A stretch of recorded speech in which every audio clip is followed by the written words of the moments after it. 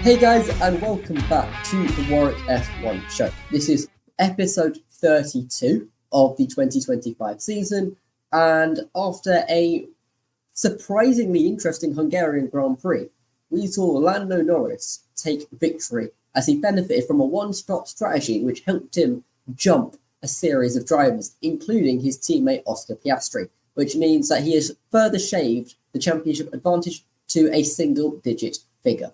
I'm your host for this episode, Anwar, and I am joined by my co-host Daniel and a returning guest in Vignesh. So thank you guys very much for coming on.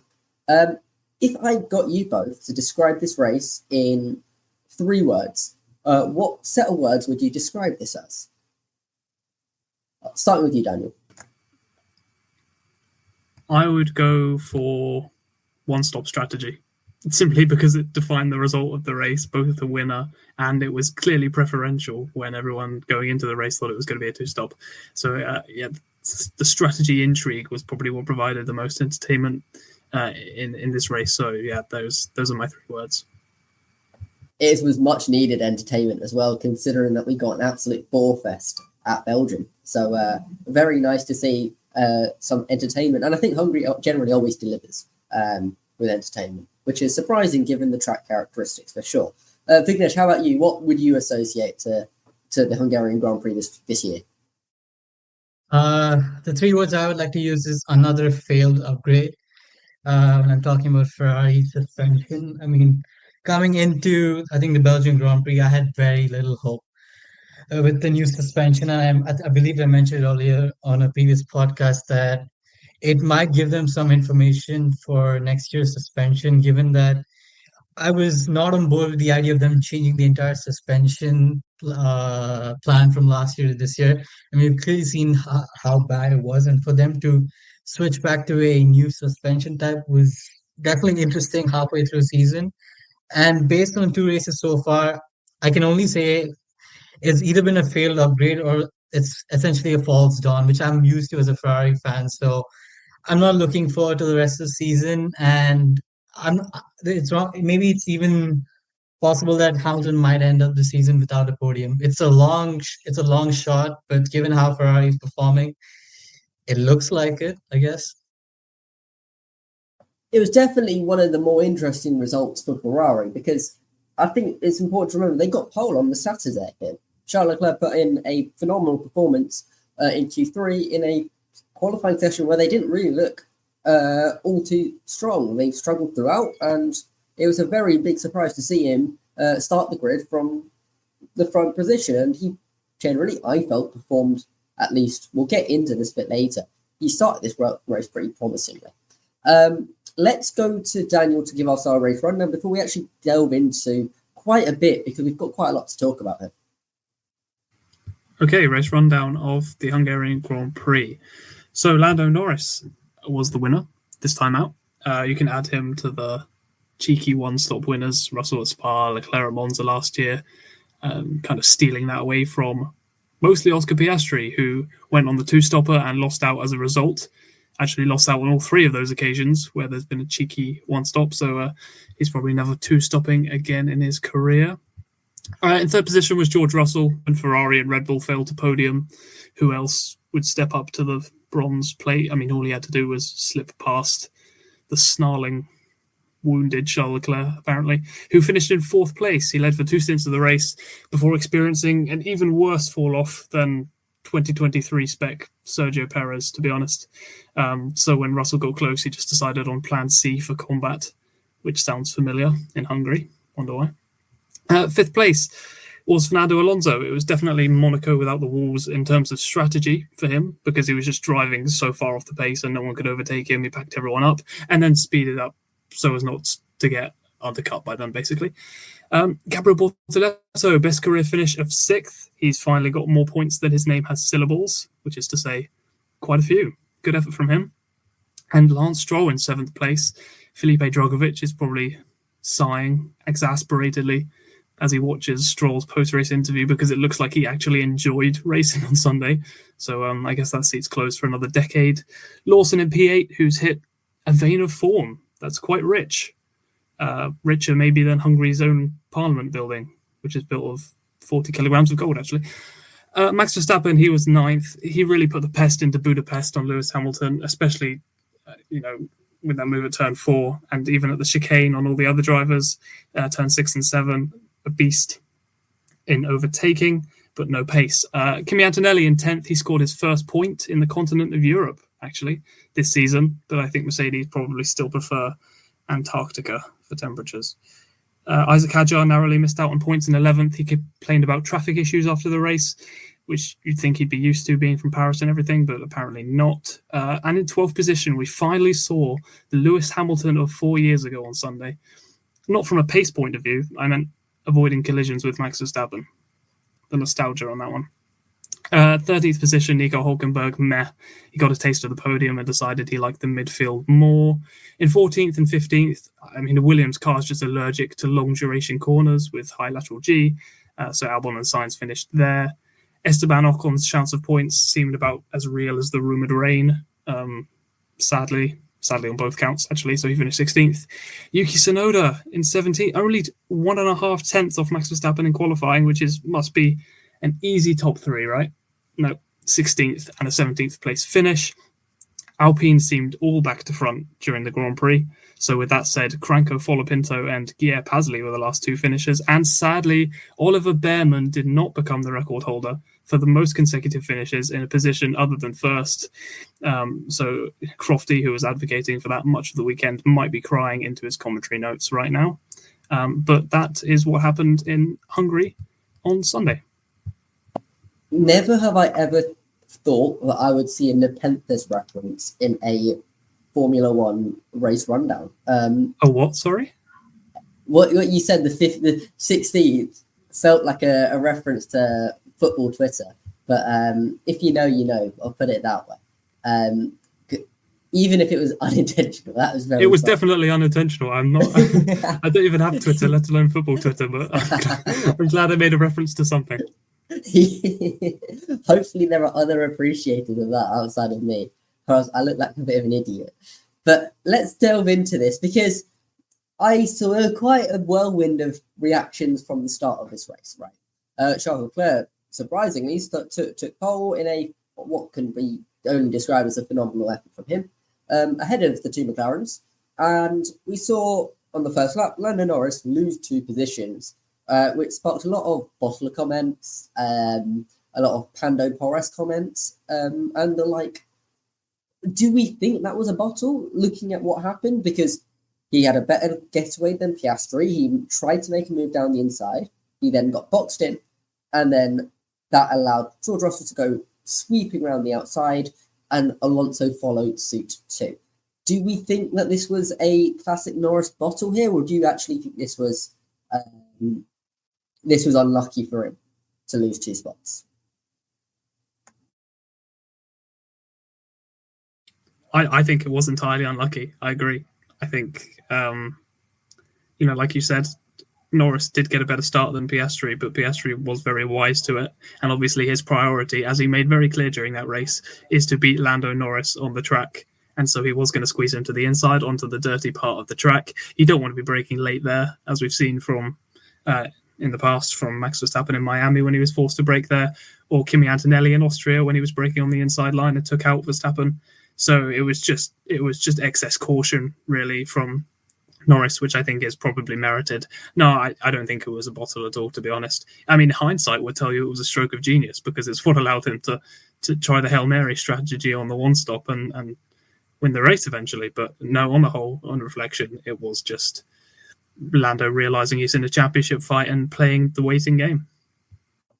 Vignesh, how about you? Where do you stand on this? Because a lot is always made of Lando Norris in terms of his ability to deal with the pressure, and in the heat of the moment, he'll always make the wrong decision. Do you think this was a wrong decision for him, or do you lean on the side of Daniel here, where it was ultimately unlucky and it was completely fair for him to try and make the move into turn 1 on his teammate? I agree with Daniel. I think when you're in a championship fight with your teammate and you're lagging behind in terms of points, there's no added benefit to taking a risk down in turn 1 where you could potentially take yourself out as well as your teammate, then it would cause a huge stir up in the media and add unwanted pressure onto you just by saying that, oh, you intentionally took out your teammate, when in reality you were just trying a bold move like Max Verstappen did, I think, in Miami this year, as Daniel mentioned. I think it was unfortunate, as Daniel mentioned, he got boxed in, and he erred on the side of caution. I think it was a smart move given how the race panned out for him. And I feel it's a bit unfair to, say that he was lucky in terms of strategy, when and many others were praising Leclerc for doing the same thing in Monza last year, where it was pretty much a Hail Mary strategy from Ferrari, saying, you know what, he's leading the race, you might as well just put him out on the one stop and see if he can defend the position or not, which he was able to do. And I think Lando did this pretty much the same thing. McLaren's really good on tires. Hungary's was definitely one of the strongest tracks this year. So I think there should be more praise towards Lando for managing the strategy, given how he was frustrated behind Russell. I think he was trying to catch up to Russell and then overtake him, and then realize, you know what, I'm just going to play it safe and see how the race pans out. And I think there should be plaudits coming his way, but unfortunately, I think over the last few years, because of some comments that he made, let's say about Max or Lewis dominating, and that were taken out of context, people have started hating him. And given that McLaren's currently dominating, people don't like dominance, so they'll obviously take any opportunity to pile on the hate on the two drivers who are currently leading the championship. So that's my take, and I feel it's definitely unfair. And hopefully, people. I mean, he's learned from it. So his starts last year were terrible, but this year it's so much better, and I think it's really unwanted hate coming his way. Do we think that public favour in terms of where people want this championship battle to go is in Piastri's favour here? Because I think a lot of people, like you mentioned, because there's a completely fair comment, a lot of people are very quick to get on the back of Norris, and we saw quite a lot of people talking about how Piastri were kind of stiffed on strategy here.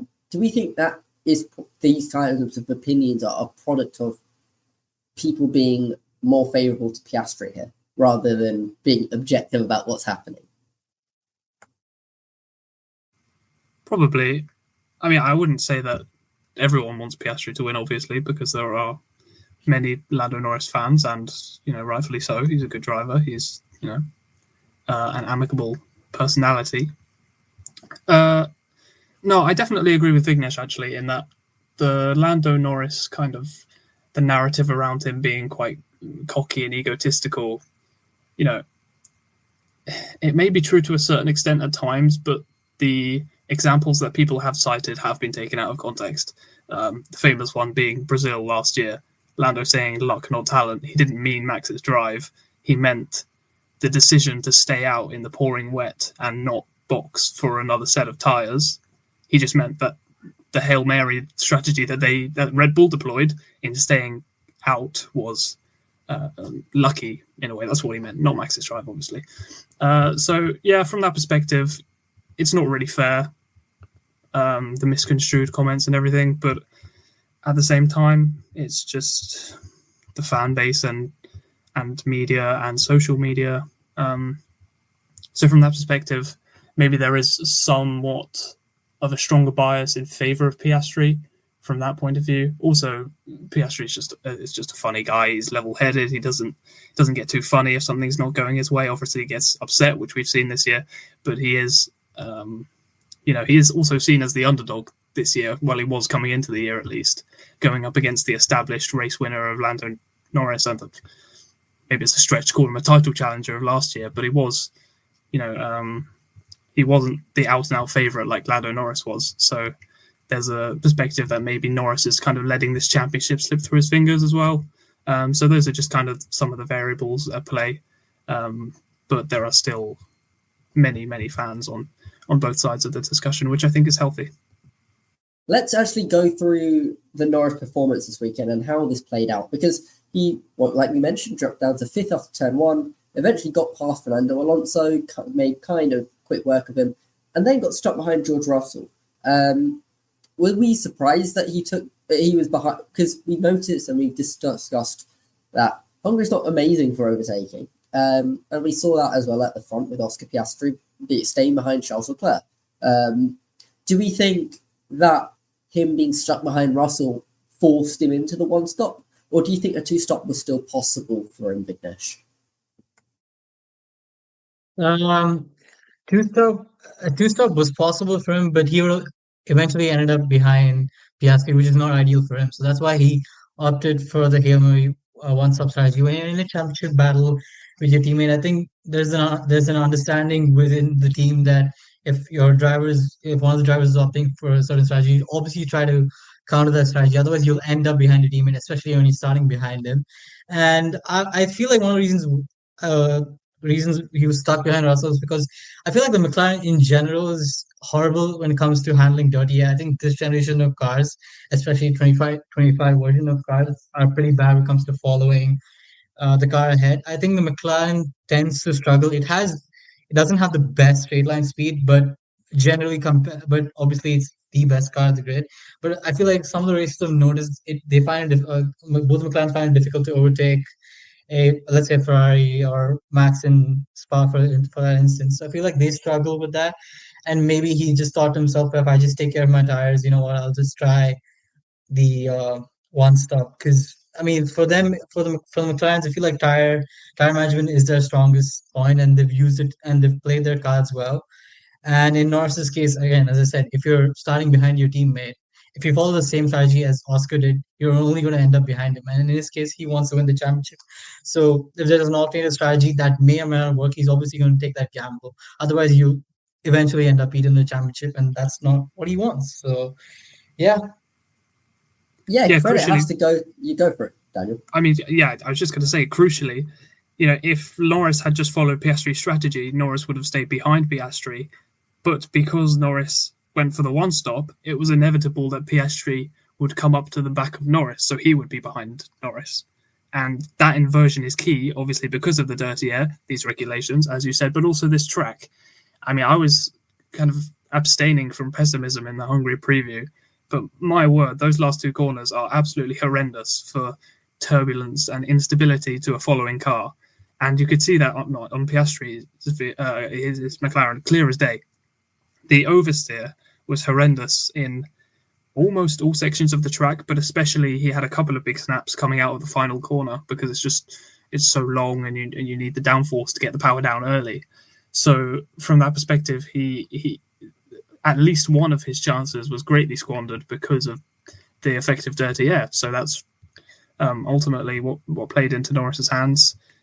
I'm not sure it was intentional. I'm pretty sure McLaren on the day were considering the two-stop the best strategy, and it certainly was on paper. But just out of the blue, Will Joseph and the team on Lando's side of the garage did pull the masterstroke. A masterstroke indeed, and it's a masterstroke that we don't really associate a lot with McLaren. I think we generally kind of complain about some of their strategy decisions, but they got this one on the nose because there weren't a lot of other drivers who went for a one-stop like Lando Norris. And credit to Lando as well, because although a lot of people have said, yes, he got the preferential, what happened to be the better strategy, he also had to make that strategy work, right? He had to put on the pace to ensure that he built the gap to Piastri that Piastri couldn't really reel him into.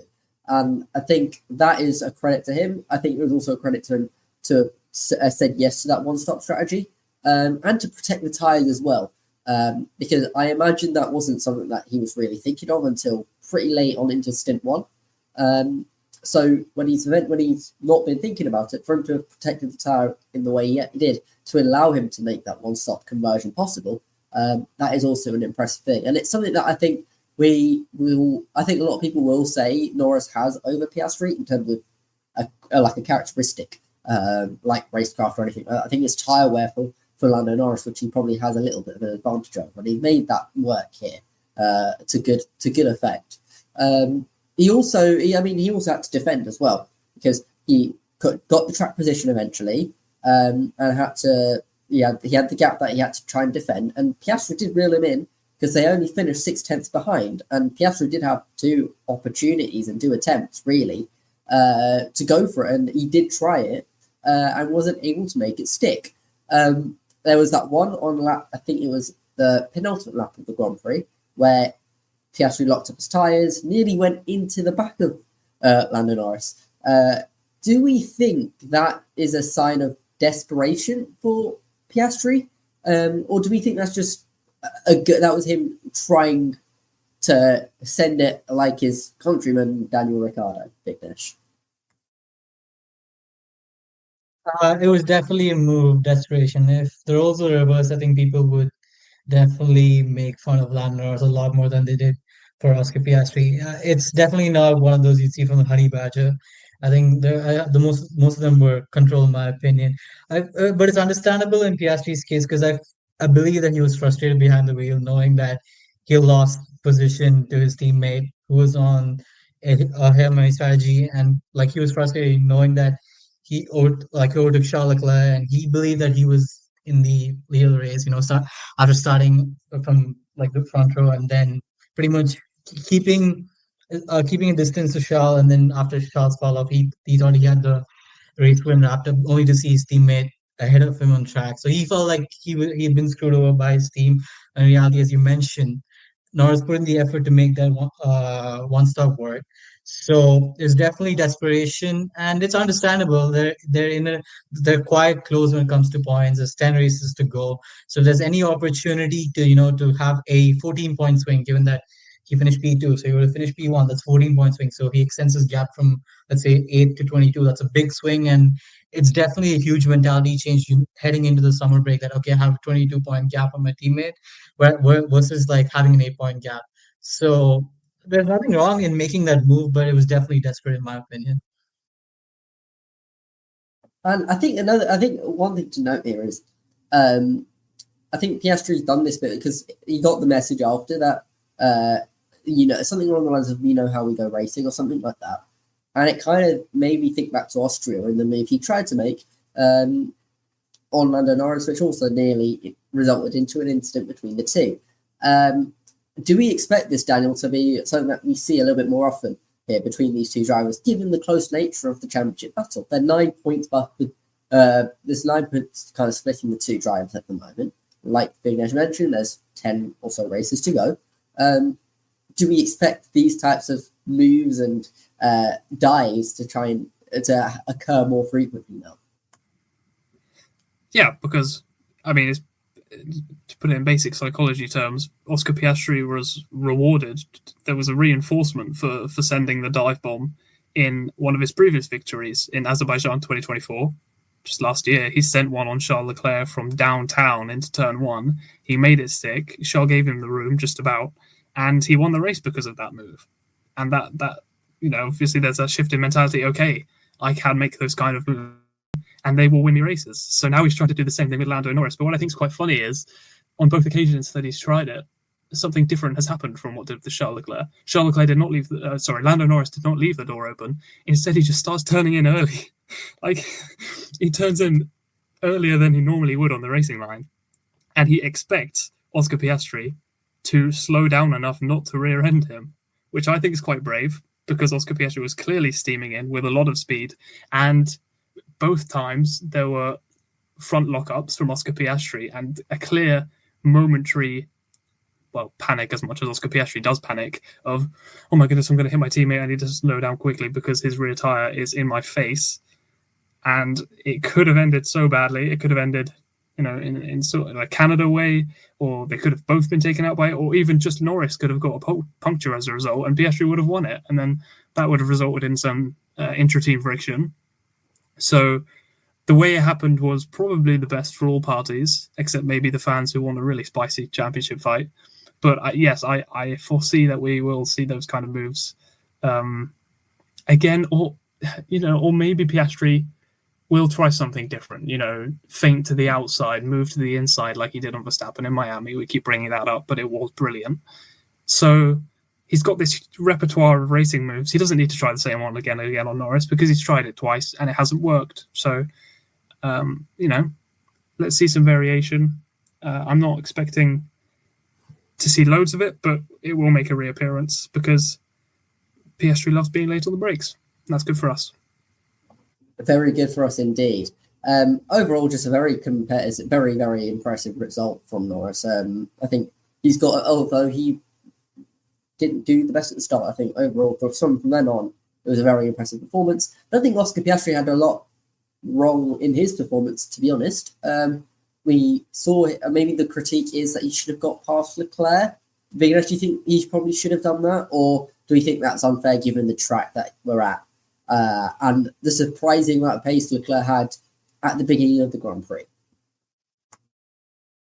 I think the McLarens were definitely caught up by Leclerc's pace. I think Piastri brought it up in the radio, or like during the post race conference, that he was surprised by the Ferrari's pace. I think Charles was probably surprised by the pace the Ferrari had to offer during the first stint. So I feel like it's a bit unfair on Piastri to expect to make a bold move, like either lap one or maybe catch him up towards the end of the first stint. So I think he played it smart, kept enough distance to not feel the effects of dirty air, but also keep enough distance to try the undercut, which clearly didn't work in McLaren's favor, at least for the first distance before the Ferrari fell off a cliff. So I think overall he would be disappointed, but I think he played his role the first two stints, and I don't think he should feel let down in terms of his performance. I think McLaren tried to bait Ferrari into the first two pits.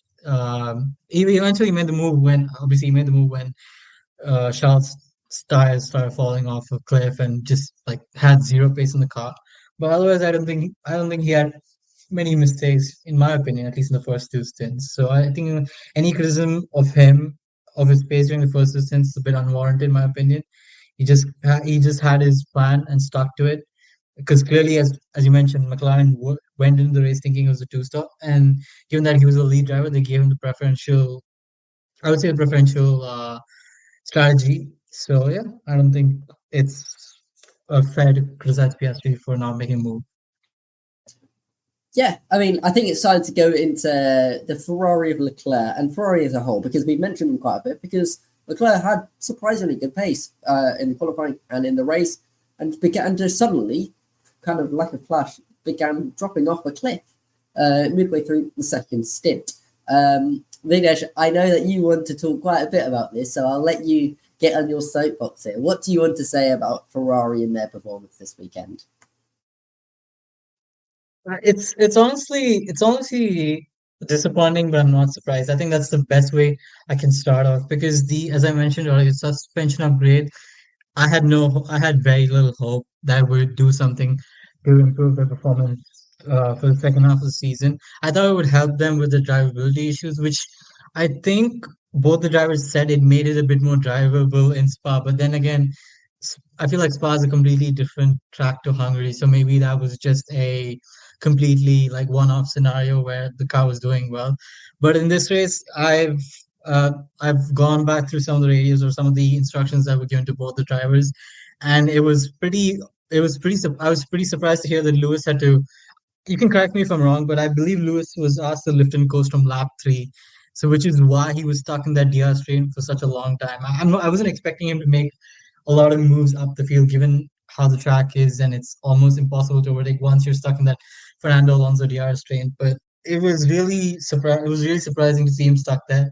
Charles' pace definitely surprised me. I was hopeful, but then as soon as the pace dropped off in the third stint after he switched on to the second set of hard tires, I was really surprised, and I agree with the penalty that he got after his collision with George Russell. Do I feel that it was warranted, that move? No, but I also understand his frustration knowing that he was leading the race quite comfortably, like not comfortably, but he was holding off the attack of the McLarens, and he was really, really frustrated. I believe he was the only one who had hope that he could put on a win or maybe even a podium. And to start from pole and finish fourth, it reminds me of 2022. And I think he came out in his press conference and also said that this was probably their only opportunity to win a race this season. Is that what he believes? And I kind of agree, because I don't see any other track where they could potentially put up a good fight for the win. Even in Monza, I doubt that, given the car that they have, it's highly unlikely that they would even finish in the top 3, in my opinion. So it's really, really frustrating. It's a good summer break for Ferrari fans to just completely take their minds off and have peaceful time, reconnect with nature, go out and have fun. But yeah, I don't know. I'm not looking forward to the rest of the season. And before I pass it on to you guys, I agree with George Russell's comments about Ferrari worrying about their plank wear. So, which is what frustrates me the most. They brought in suspension to like resolve some of the plank wear issues that they had in China, but only for those issues to return is really frustrating. So clearly, they have no understanding of what their car is doing, and to protect the fact that they could potentially get disqualified or replace a DNF because of plank wear, they're having to raise the car by adding tire pressure to the hard tires, which caused the Leclerc drop off, in my opinion. Yeah, I mean, look, this was probably their best chance to win a Grand Prix this season. Really is.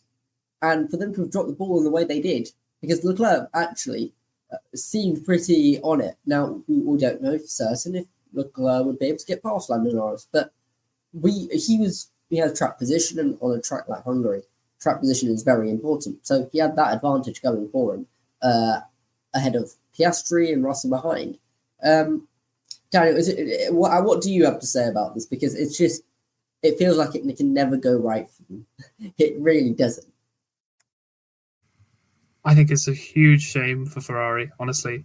Yeah, that hypothesis that George Russell and Mercedes raised about increasing the ride height by inflating the tyres past a minimum pressure, because there is a minimum pressure for the tyres, but there isn't the maximum one, because running a higher tyre pressure means less of the tyre surface is in contact with the asphalt, meaning obviously reduced grip. And that's partly what made Leclerc so slow. So that hypothesis does hold weight. And it also kind of fits with Leclerc's comments during the race. You know, he was like, why did you... I can feel what we did before. Why did you make this change? I could have managed it on my own. Like, why did you have to inflate the tyres? I could have lifted and coasted, or, you know, protected the plank somehow. But also, I don't know if you've seen Julian Palmer's analysis, but he points out something crucial here, which is that at the end of the straights, which, you know, there are a couple of them, Charles Leclerc doesn't even touch 8th gear. So, and if you think about it, the end of the straights is where that plank is most vulnerable. It's where there is the most touching between the plank and the ground. You know, that's where the wear comes in. That's what they've been disqualified for in the past. It does all add up.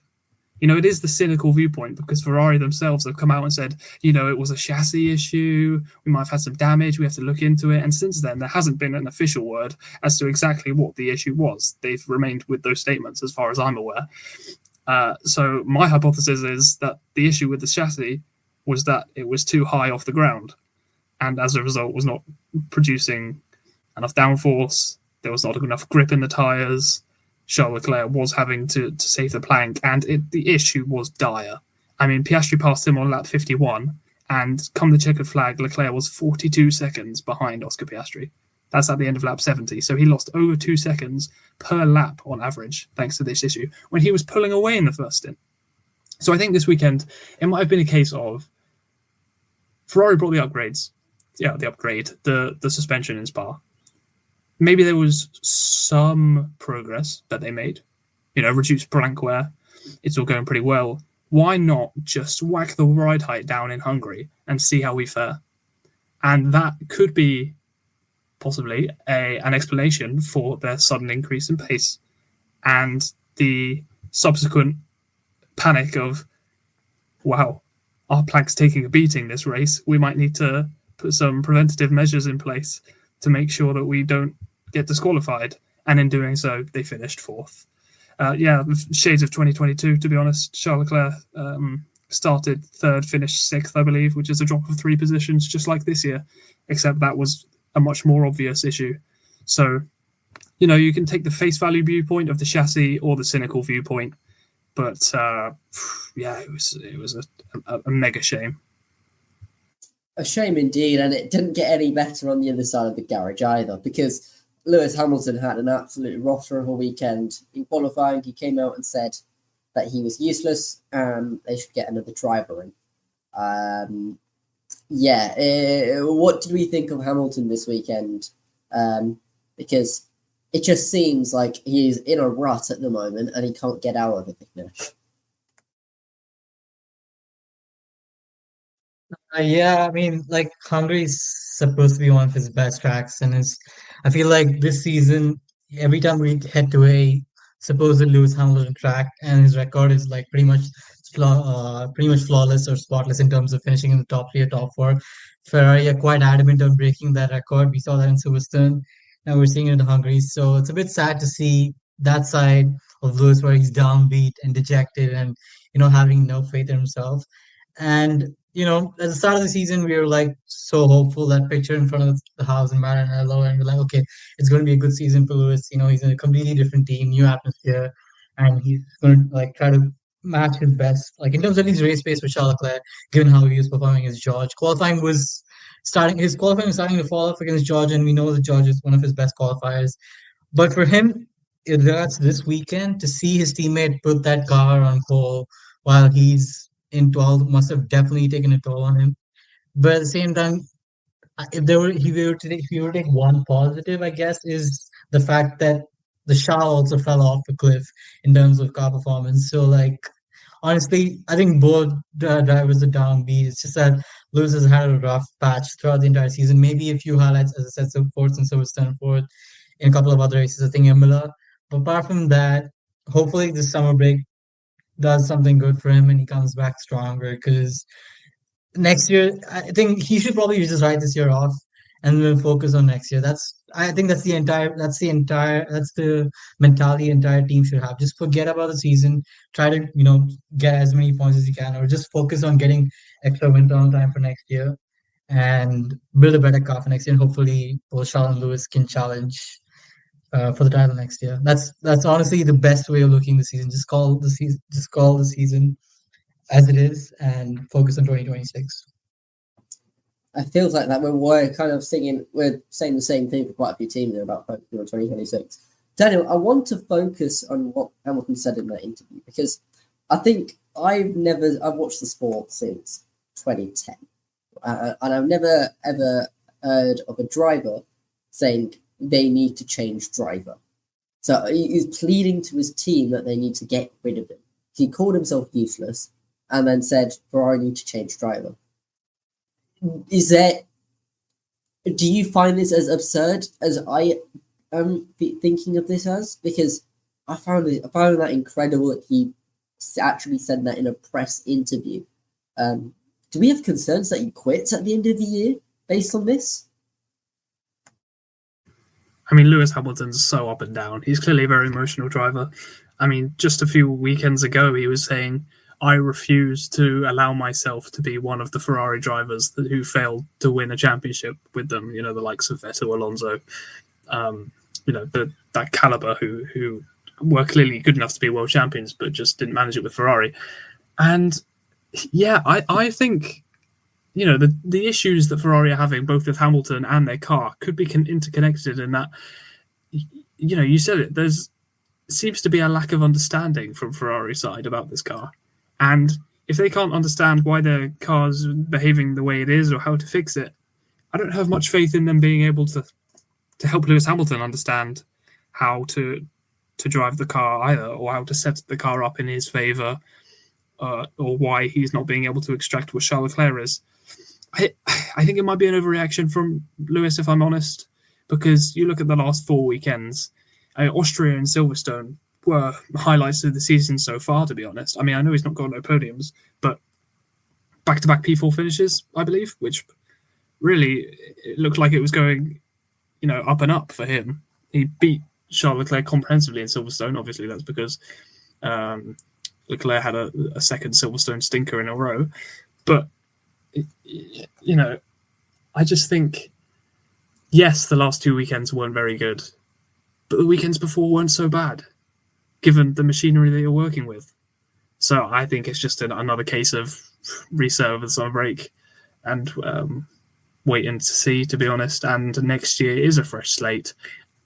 You said about him hanging up his racing gloves at the end of this year. I am 97% certain that's not going to happen because next year is such a fresh start. Lewis Hamilton's been adaptable across a wide variety of regulation sets. He's many people's greatest of all time. So nothing really left to prove, but at the same time, would be nice to see him at the front. And Ferrari's kind of problem this weekend meant that George Russell was able to inherit a podium that we kind of didn't really expect to see, actually.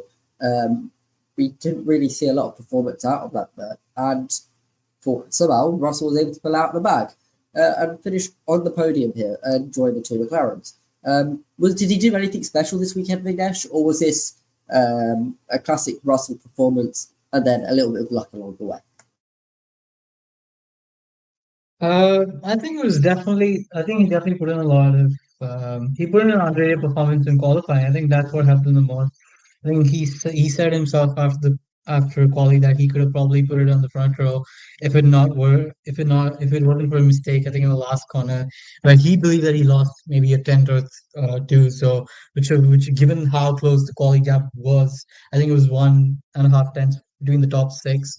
I definitely believe him, and I think he had a solid race, stuck to his plan, and as soon as he saw that Charles Leclerc was falling off a cliff, he just grabbed the opportunity and went for it. I think this was definitely a solid drive from him. I don't like.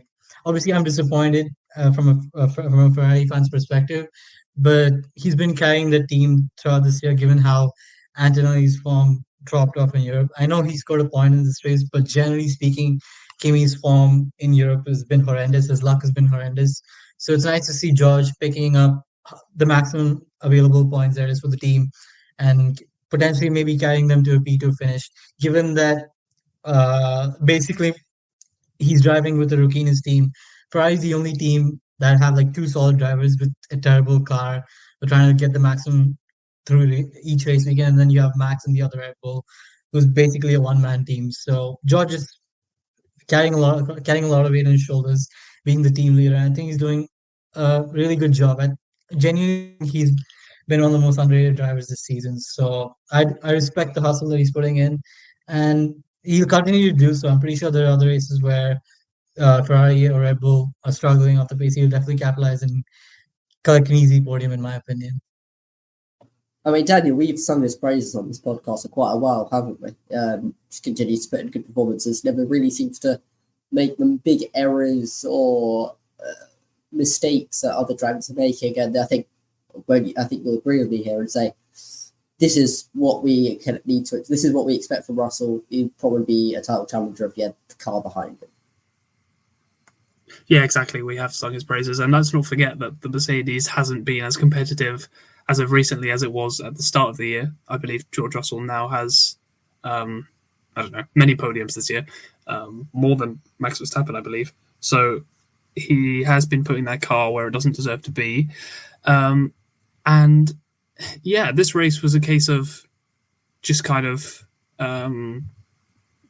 maximizing again, to be honest. All he needed to do come late on was, I say all he needed to do, it wasn't an easy task, was kind of survive Charles Leclerc's assault that he put on him, which was clearly way too far. I think what happened there was Charles Leclerc didn't realise that Russell was kind of alongside him and tried to defend too late and almost took them both out of the race. They did make contact there, actually, which could have been quite nasty, but it was just wheel to wheel, so nothing serious, no damage.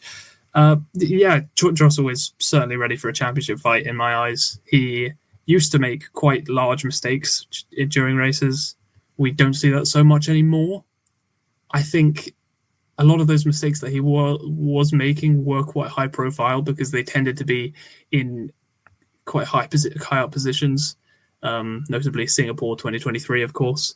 And Mercedes haven't really had a car capable of putting in those kinds of performances this year, and so maybe George Russell is not going at 110% like he was in those scenarios. But Canada went well for him, won that one. We've known for ages George Russell has promise. He's just shown it again. He's been good at this track. He got his first pole position here, and he executed well. Very good execution indeed. Now, you mentioned a driver here that we normally talk a lot on this podcast about. We haven't needed to talk about him this podcast, and that is Max Verstappen, because he finished in ninth in a Red Bull car that never seemed to really show anything this weekend. Vignesh, is there anything that we need to talk? Because I don't think there's a lot to talk about here. Is there anything you want to say about this, or is it just a classic Red Bull underperformance? I mean, the moves that he pulled off the start were nice. I think he was the only one who made a couple of moves down to turn seven. I think, if I'm not wrong, on Lance Stroll and a few other things, Liam Lawson as well. I think he lost a couple of spots at the start, made them up. So I'll give him praise for that. I think the strategy that he was put on was also quite interesting. I think that was an ambitious strategy. So is Lauren McKees to blame for that? I'm not suggesting it, but it's interesting to see Red Bull had a very Ferrari-esque weekend, in my opinion, in terms of the car performance, strategy, and whatnot. So it's really surprising to see the contrast from maybe 3 years ago, 2 years ago in Hungary 2023, when he was, I don't know, 15, 20 seconds clear of the lead, to now fighting for P9 and stuck behind Liam Lawson in a Racing Bulls. So definitely a weekend to forget for Max, and it's not been the strongest track. So and seeing Yuki not making much progress again. So it's really surprising to see how the team has fallen off a cliff since midway through last year, and I think it's only going to get worse. I don't know what Ford has to offer for next year. Max said he'll stick for 2026, but if the trend continues, it's very likely that we will see him move away from Red Bull for 2027 and beyond. Vignesh, Yeah, you kind of remind me. okay. You kind of remind me of that really suspicious guy, the one from, I think it's Dexter, where he's just kind of really. You're like that with Lauren McKees. You just really don't trust him. Yeah, no, the strategy was ambitious, and it didn't work effectively. They did box him into traffic, and he did end up having to make those moves. Maybe we can give a nod to his move on Lewis Hamilton, which was questionable, I guess you could say. I think it was quite clever from Max, actually, in that he wasn't exactly in a position where you could argue he was forcing Lewis Hamilton off the track. Max didn't leave the track himself. He was simply present, and his presence was enough to make Lewis Hamilton voluntarily countersteer and go out wide.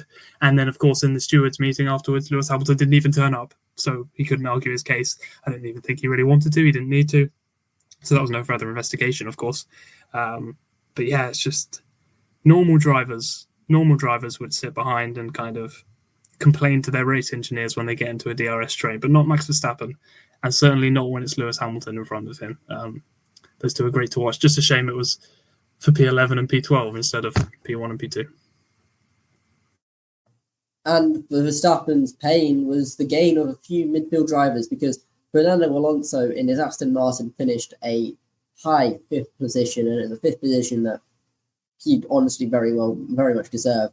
And he was followed by Bortoleto in sixth in the Kick Sauber, and then Lance Stroll, who somehow got points. Liam Lawson finished in eighth, and that meant we had four different midfield drivers that we don't really expect to be in the higher echelons of the points. But they were there. They scored well and brought home points with their team. Let's start with the Aston Martins quickly, because I want to whiz through these. Is this just another demonstration, Daniel, of how tight the midfield is and how it's very track specific? Exactly, it's a demonstration of upgrades actually working for Aston Martin, which they did in 2023, and the combination of the tightest top 10 in F1 history in qualifying, of course. Lance Stroll was, I think it's just over a tenth off pole, I think 126 thousandths maybe. So he was, that would have been something, wouldn't it, if he tried a bit harder there. Aston Martin locked out the back row in Spa in qualifying, but over the course of this season, they brought an Imola package, a Silverstone floor, and a Hungary front wing, which all kind of brought performance and crucially downforce for Hungary, because it is a high downforce track. They weren't very efficient in the straights, so I think that's why they probably struggled in Spa a bit more than other circuits. But of course, they thrived in Hungary. So that's what resulted in this kind of fight back. Fernando Alonso just kind of puppeteering his way to P5, and Stroll, losing out to Bortoleto, but other than that, pretty solid from both of them. Yeah, and then a quick on Bortoleto, Vignesh, he's beginning to show the potential that we kind of knew he had, and I think it took a little bit of time. We had to be a bit patient with him, but he's now showing us what his capabilities are and how good he can be. Right. Yeah, I mean, like, even I think at the start of the season when the car was terrible, he was still putting in decent performances is in decent performances in quali. Sometimes putting the car into Q2 when they didn't have a car like they did for Silverstone or a couple of races before that. We saw that he got his first points I think in Austria, or if I'm not mistaken. But yeah, he's having a really good season. People, there's definitely debate for him being the rookie of the season alongside Isaac Haja. Given Haja's performance has been on and off lately, but he's been quite solid. So, in my opinion, if he continues this trend, I think this season could be on par with Leclerc's 2018 Sauber season, where again he was putting the car in places where it's not supposed to be, and he's delivering solid points results for the Sauber team. So, and given we've seen his performances in the Junior Formula Series, so it's nice to see his talent come through in a car, which is quite decent. Because sometimes when you're a talented driver like Gabriel or even Russell in that old Williams, the car is terrible, but you can only do so much with the car. So when the car is in decent place and you're able to deliver good performances and quality and then convert that into points, it's definitely rewarding. And then people start to see the actual talent you have. Otherwise, you're constantly just stuck at the back and you're pretty much ignored for an entire season, like how Bottas and Zhou were ignored pretty much the entirety of the last year, apart from Qatar. So it's nice to see Stan come through, and yeah, and hopefully the trend continues for the team heading into 2026 when Audi comes in, and hopefully it doesn't screw them over. And to beat Hulkenberg in qualifying, it definitely takes a lot of talent. Even though Hulkenberg is towards the end of his career, he's no slouch in qualifying. So to have his number in qualifying and beat him on head to head only just, he definitely deserves praise. Audi are looking at one hell of a driver lineup coming into 2026. Let me put it there. I think that's very clear. Lawson, I think 8th is a good result for him. I'm actually happy that he seems to have bounced back from that Red Bull kind of demotion well now, and I think he's now performing on par with Hadjar in recent races. So long may that continue, because a lot was made from his debut. He showed promise, but I think he was generally a little bit overrated. And I'm glad that he's kind of putting some of those demons to bed there. So good 8th place from him. Let's move on to the prediction segment of the show. We've got 3 sets of predictions to share. So you've got one for each co-host. So Lucy, Daniel, and then I with predictions each. Daniel, would you want to go first here, or do you want me to reveal them? I could just jump straight in and get on with it. Go for it. So pole position, I put Lando Norris, which didn't happen just because the wind changed direction, apparently, which is brilliant. P1, I put was going to be Oscar Piastri, very close to coming in. P2, I put Norris, also very close to coming in, so 1 point each for them. P3, I put Hamilton, which was one of the worst things I've ever done in terms of predictions. Max Verstappen in P4, which was also one of the worst predictions. This is not turning out very well. And in P5, I put Nico Hulkenberg, which, yeah, that also didn't pan out very well. Yeah, this has been a stinker for me. That's my pole and top 5. What about yours, Anwar? Right, so I went down a similar route to you in the sense of I went Piastri to win and Norris on second. I put pole for Piastri though, but that obviously doesn't come in because I guess Leclerc decided to turn it on and have a good one. So no points there. A point each for Piastri and Norris because I've got them the wrong way around. I put Leclerc in P3, so that's, I guess, a point there. So I guess you take whatever scraps you're given there. And then 4th, put Verstappen, nowhere near it. And 5th, put Hamilton, again, nowhere near it. So I've got the impression this is going to be a very low-scoring set of predictions. So I don't think we've covered ourselves with much glory, because if I look at Lucy's predictions, she put pole for Piastri, so no points there. Piastri to win, so a point. Leclerc in second, Norris in third, Antonelli in P4, and Hamilton in P5. So between the 3 of us, we have got a total of 6 points from our top 5. I don't think there's a lot to say except we've had our horror show. Daniel, has your DNF and random predictions saved you here? No, I'm going to be honest, it has not. DNF, I put Leclerc.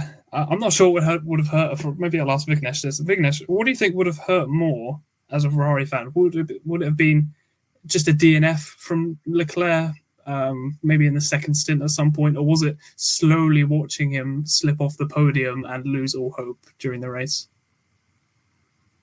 I'll give you a third option. I think a disqualification would have been the icing on the cake, in my opinion. He's had this before, so I think that would have been the worst, in my opinion. I've seen Charles DNF from pole. I've seen him fall off a cliff.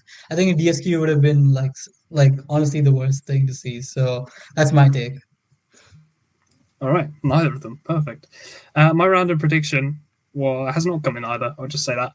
It was that Carlos Sainz will be mathematically out of contention for the Drivers' Championship after this weekend. That's a no, because if Carlos Sainz wins everything from now on and everybody else DNFs in the right order and Oscar Piastri gets no points, he'll win the championship by 6 points come the end of the season.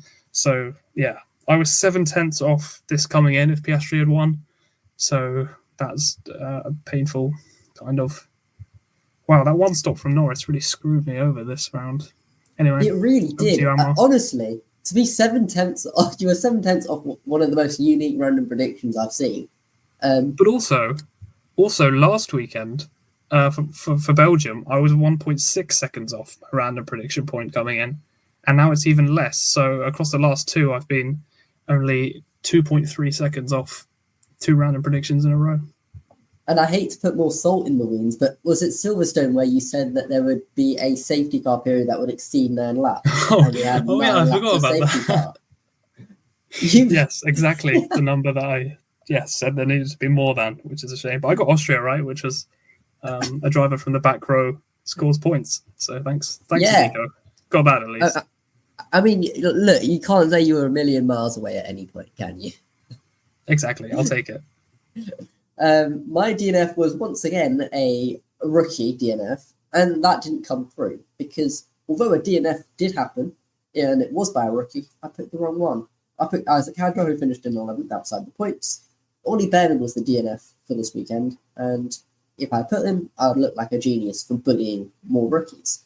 I also put Lance Stroll as my random prediction, so that's kind of saved me this weekend because he did get points. So maybe I predicted Aston Martin to have a brilliant weekend. Maybe I'm the good luck charm for them, but we'll take those 3 points. Daniel, you have a stat about my bullying of rookies. Why don't you share it?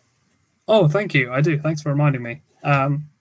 So kind of curious as to how responsible the rookies are for the total number of DNFs this year. I said I'd do it in the Hungary preview, and I have a statistic, which is that there have been, by the way, I'm counting Antonelli, Hadjar, Lawson, Boltoletto, Behrman, Colapinto, and Doohan as rookies, so the full season rookies. There have been a total of 33 DNFs across the 14 races this year. Just Grand Prix, not sprints.